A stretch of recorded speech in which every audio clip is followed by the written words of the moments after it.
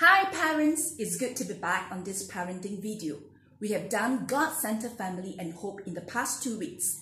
This week we are on disciplining a parent's heart. Yes, you didn't hear me wrongly.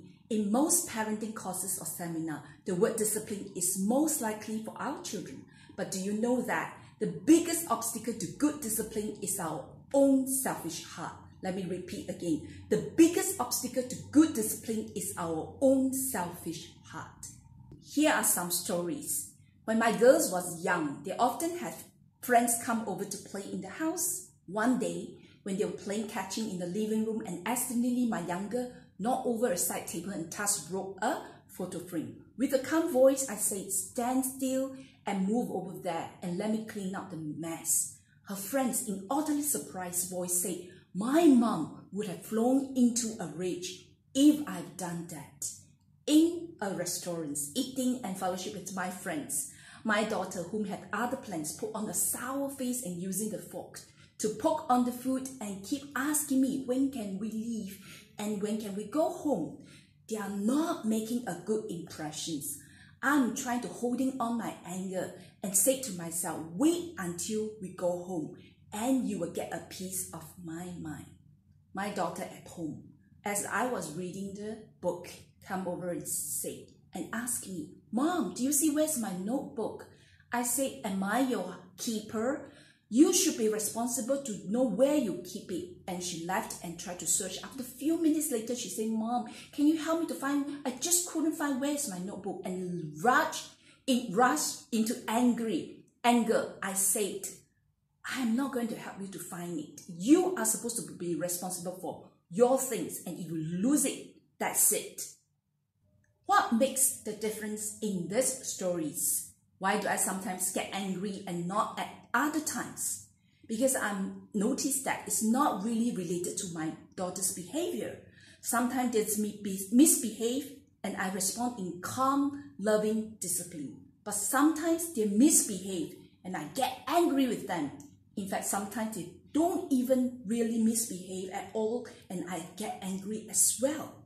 Here are the differences of discipline between good parents versus godly parents. A good parent feel pressure to do parenting correctly and want to win approval from their spouse, family, and other parents or God. Often they compare their family to other families. On the other hand, a godly parents know they already enjoy the favor of God through Jesus, who died for them, so are free to parent in love, not out of pressure to impress.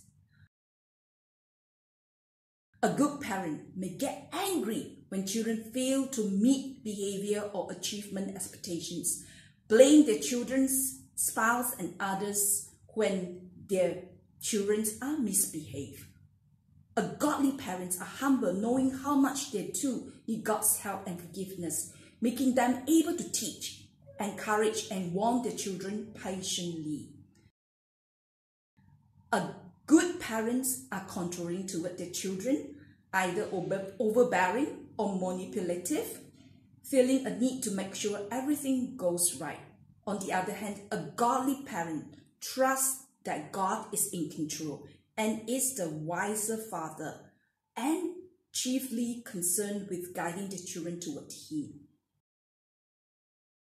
And a good parent seldom pray, preferring to focus on fixing problems by themselves. On the other hand, a godly parents pray constantly about both big and little family concerns, trusting their Father to help.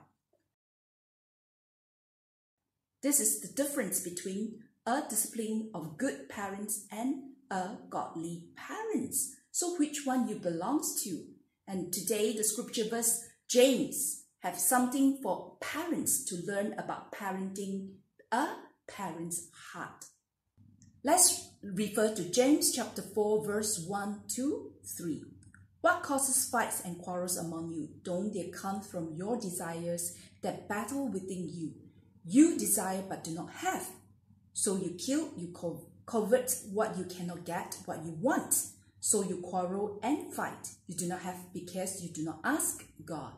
When you ask, you do not receive because you ask with wrong motives, that you may spend what you get on your pleasures.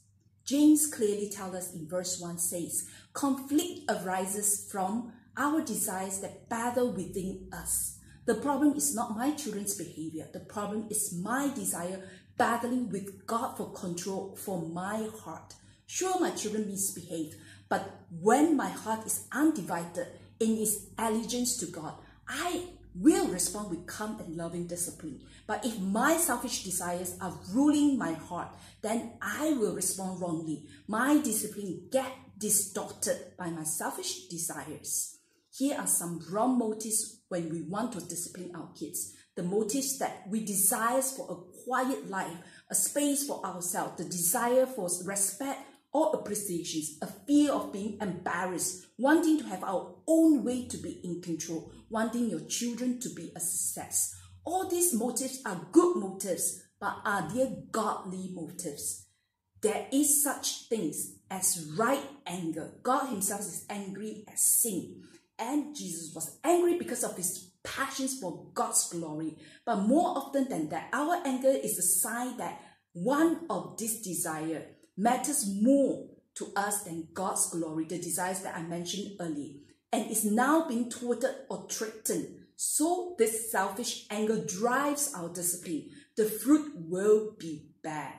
So for whom you have envy and selfish ambition, then you will find disorder and every evil practice happen. Is recorded in James chapter 3 verse 16. So today I'm asking you, will you allow God to discipline your hearts before we have the time, before we actually discipline our own kids? Let's allow God to discipline our hearts, ensure our hearts are battling with the right desires to do God's way, God's will, so that in all that we do, God's name will be glorified. Below in the description box will be some reflections, questions for you to ponder and to think about over this week. May God bless you. May God help you as we continue to trust ourselves in God's hand to help us to be a godly parents instead just a good parents. Bye. See you next week.